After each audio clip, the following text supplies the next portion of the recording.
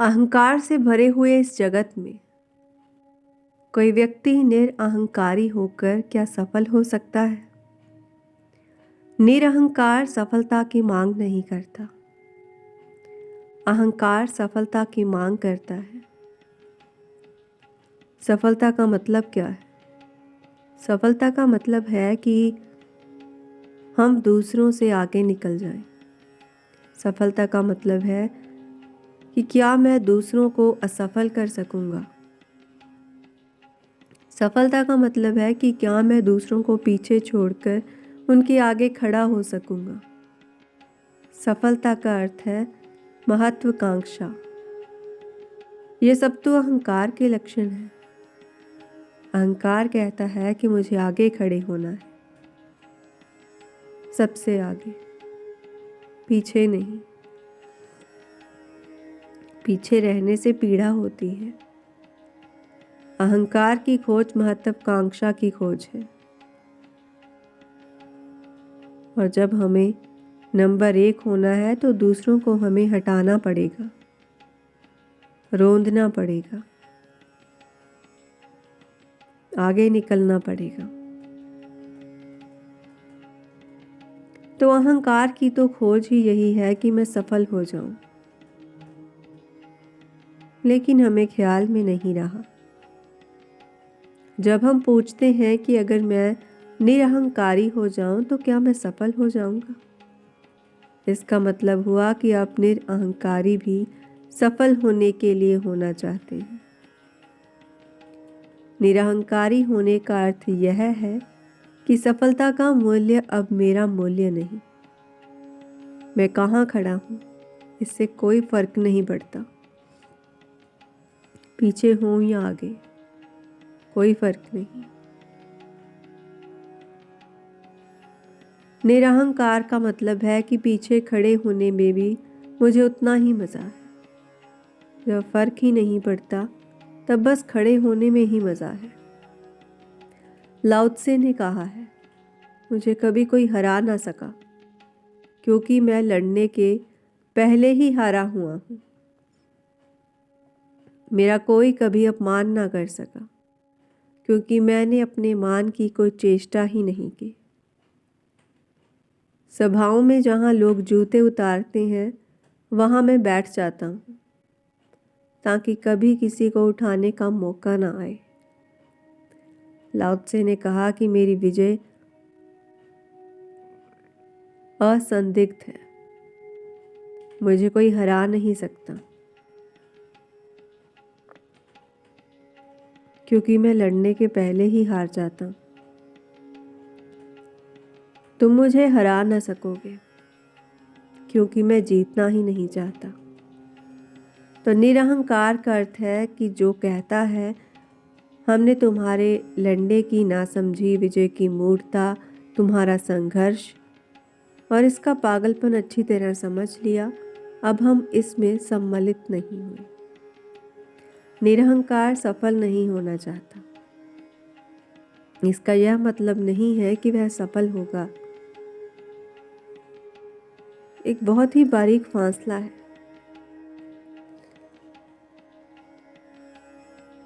इसमें सफलता की यात्रा का पथ बिल्कुल दूसरा है। लोग धन इकट्ठा कर लेते हैं बाहर का, निरअहंकारी भीतर के धन को उपलब्ध हो जाता है।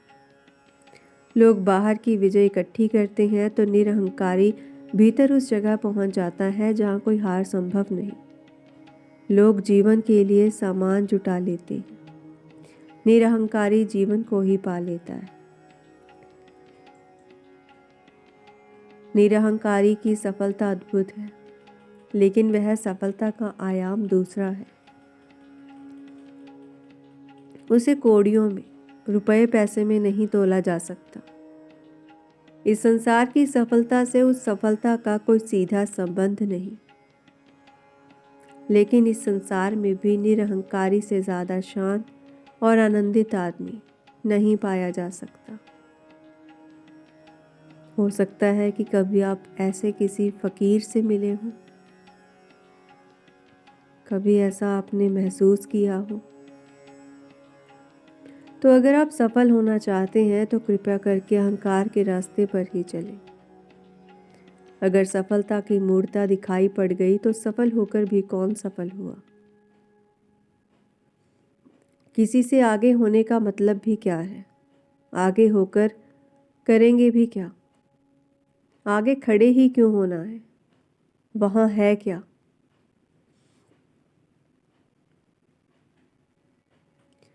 जो आगे खड़े हो जाते हैं वह मुश्किल में पड़े रहते हैं।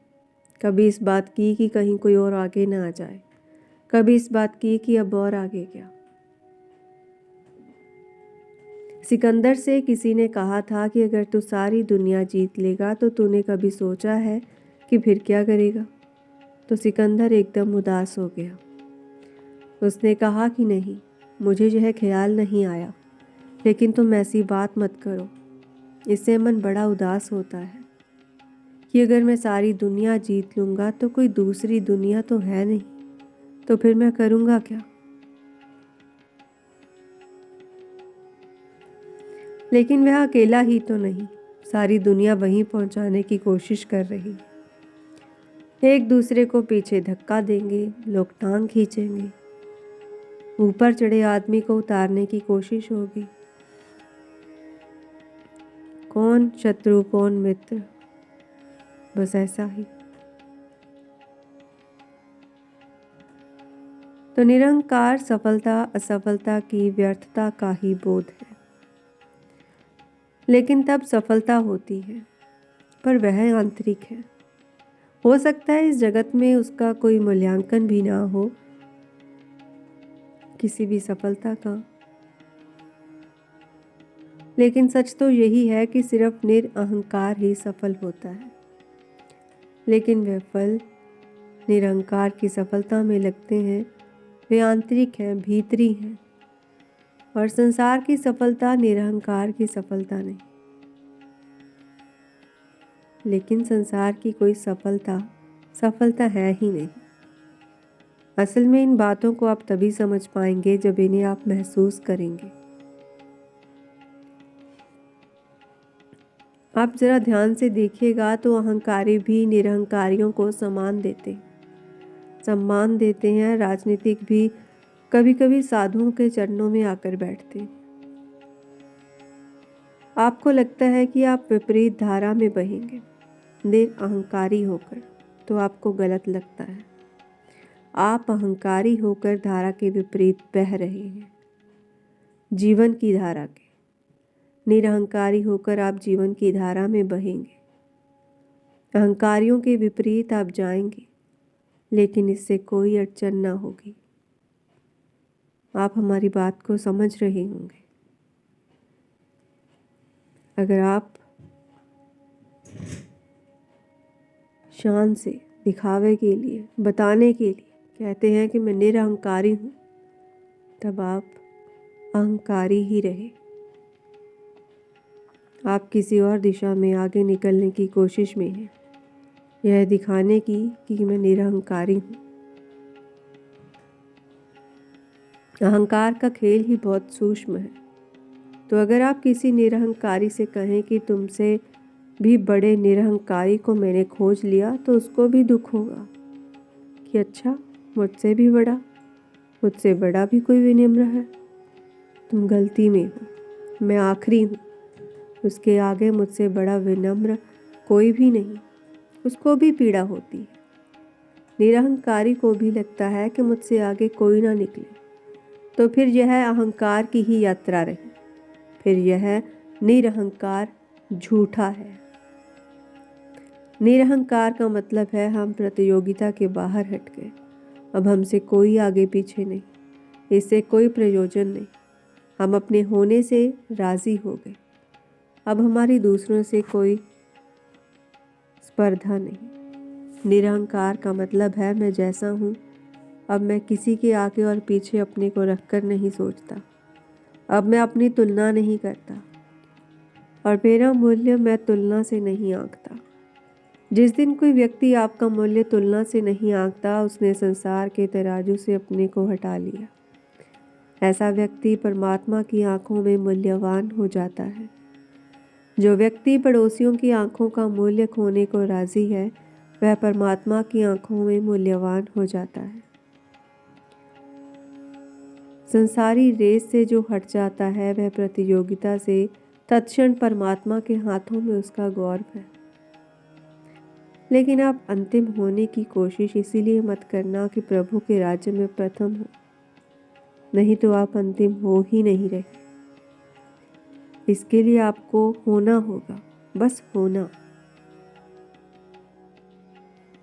जैसे भी हम हैं, आनंदित हैं। कोई तुलना नहीं, कोई पीछे नहीं छूटा, कोई प्रतियोगिता नहीं। यह बोध जिसे आ जाए, फिर वह इसकी फिक्र नहीं करेगा कि क्या तकलीफ़ें होंगी। कोई तकलीफ़ नहीं, क्योंकि वह सब तो अहंकार से होती हैं। चुभता ही कांटा है अहंकार के घाव में।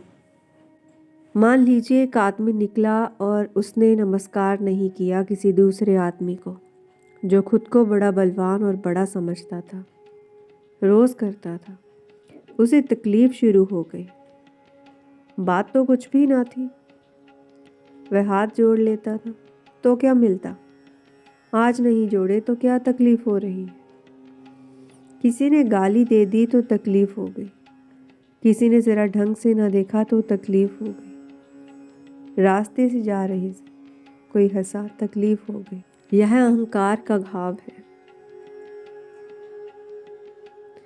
कि कोई सम्मान नहीं करता तो पीड़ा हो गई। सम्मान की भूख, सम्मान की मांग ही क्यों है। दुख का घाव आप पहले बनाए, दूसरा तो घाव को छू रहा है सिर्फ। आपने ख्याल किया है कि अगर पैर में चोट लग जाए किसी दिन, तो फिर दिन भर उसी जगह चोट लगती रहती है। ख्याल किया कि सारी ज़मीन आपके घाव की इतनी फिक्र कर रही है, दरवाजे से निकले तो दरवाज़ा उसी में चोट मारता है। बच्चे से बात करने लगे तो बच्चा उसी पैर पर पैर रख देता है। तो यह मामला क्या है कि सारी दुनिया को पता हो गया कि आपके पैर में चोट लगी है और सब उसी को चोट मार रहे हैं। किसी को पता नहीं, लेकिन आज आपको चोट लगती है क्योंकि घाव है।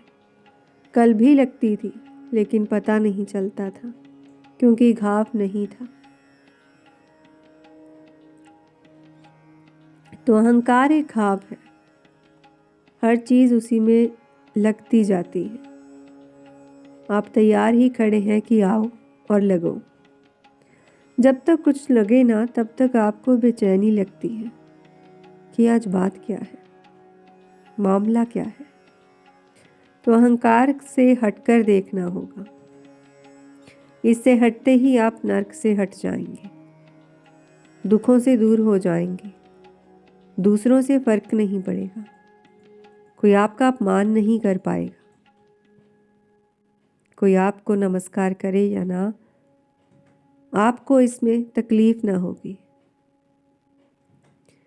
बच्चे छोटे हैं, बच्चों को इन सब बातों से फर्क नहीं पड़ता, क्योंकि उनमें अहंकार नहीं, उन्होंने ऐसा कोई घाव नहीं बना रखा जिसे छूते ही दर्द होने लगे।